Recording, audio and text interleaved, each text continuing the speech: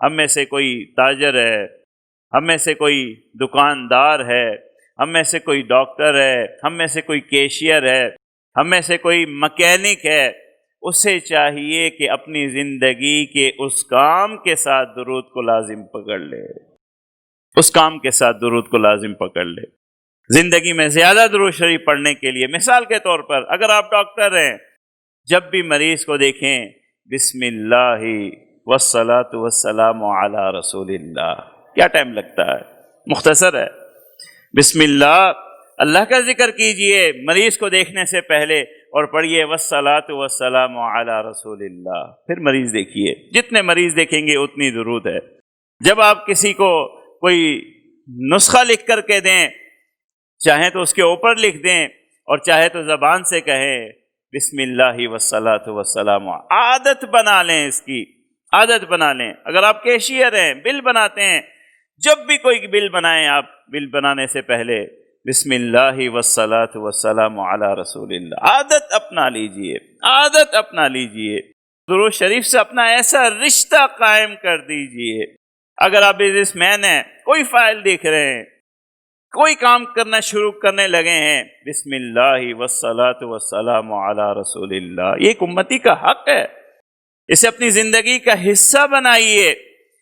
حضرت امام شافعی رحمۃ اللہ علیہ بہت بڑے عالم گزرے ہیں، آپ جانتے ہیں، ان کے آج بھی لاکھوں ماننے والے جو ان کی فقہ پہ عمل کرتے ہیں، بڑے شاعر بھی تھے، دیوان بھی لکھا، محدث بھی تھے اور بڑے فقیہ بھی تھے، پوری فقہ ان کی مدون کی ہوئی شوافے، فوت ہو گئے۔ ایک شاگرد نے خواب میں دیکھا اور خواب میں پوچھ رہے، آپ یاد رکھیے یہ امام شافعی کی بات ہو رہی ہے، میری اور آپ کی بات نہیں ہو رہی، امام شافعی رحمت اللہ علیہ، کیا نمازوں کا عالم ہوگا، کیا تہجد کا عالم ہوگا، محدث تھے، حدیثیں بیان کی، لکھی، پڑھی، فقیہ تھے، مسائل لکھے، پوری فقہ مدون کی، کون سا عمل ان کے اعمال نامے میں نہیں ہوگا؟ شاگرد نے پوچھا کیا ہوا آپ کے ساتھ، کیا معاملہ پیش آیا؟ شاگرد کو بیان کیا کہ جنت میرے لیے دلہن کی جیسے انتظام پہ آمد پہ سجائی جاتا ہے، گھر ایسے جنت سجائی گئی اور مجھے جو دلہن کے اعزاز و اکرام کے ساتھ اس جنت میں داخل کیا گیا۔ اب سوال کیا شاگرد نے، اے امام شافعی یہ مقام اور مرتبہ، یہ جنت کیسے مل گئی؟ اس عمل کے مرتبے میں، اس عمل کے بدلے میں اللہ نے یہ اعزاز و اکرام کیا۔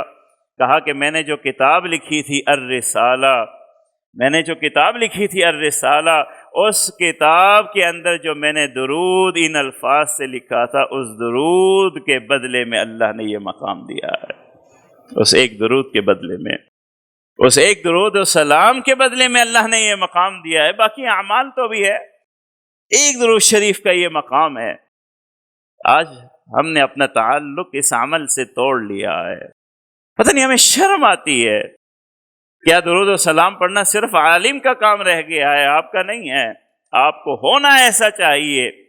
آپ کی میٹنگ ہو رہی ہے تاجروں کی، آپ نے بات شروع کرنی ہے، پہلے الحمدللہ رب العالمین کہیے، الحمدللہ کہیے یا بسم اللہ کہیے، پھر کہیے والصلاۃ والسلام علی رسول اللہ، پھر اپنی بات شروع کیجیے۔ آپ امتی ہیں، یہ آپ کے رسول کا آپ پر حق ہے، یہ جو آپ کی اہم دستاویز ہوگی اس کا شروع اللہ کے نام سے ہوگا اور پھر اس کے بعد اللہ کے رسول پر درود ہوگی، پھر آپ کی بات لکھی جائے گی۔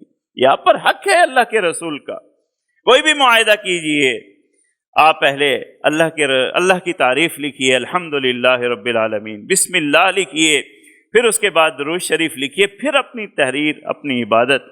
اور ایک حدیث مبارکہ ہے، ایک حدیث مبارکہ ہے، جس کتاب میں، جس دستاویز میں لکھنے والے نے اللہ کے رسول کی درود کو لکھ دیا، جب تک وہ اس دستاویز پر لکھی رہے گی، اللہ کے فرشتے اس انسان کے لیے دعا کرتے رہیں گے۔ کتنے موقع ہم ضائع کر دیتے ہیں۔ گھر کی ڈیٹ بنا رہے ہیں آپ، پتہ نہیں کب تک رہے گی، آپ کی اولادوں میں منتقل ہوگی، لکھیے اس کے شروع میں بسم اللہ والصلاۃ والسلام علی رسول اللہ۔ یہ دستاویز ہے، پتہ نہیں صدیوں تک رہے گی، کب تک رہے گی، لکھیے اس کے اوپر، جب تک یہ لکھی رہے فرشتے آپ کے لیے دعا کرتے رہیں، آپ کو درود و سلام کے فیضان ملتے رہے۔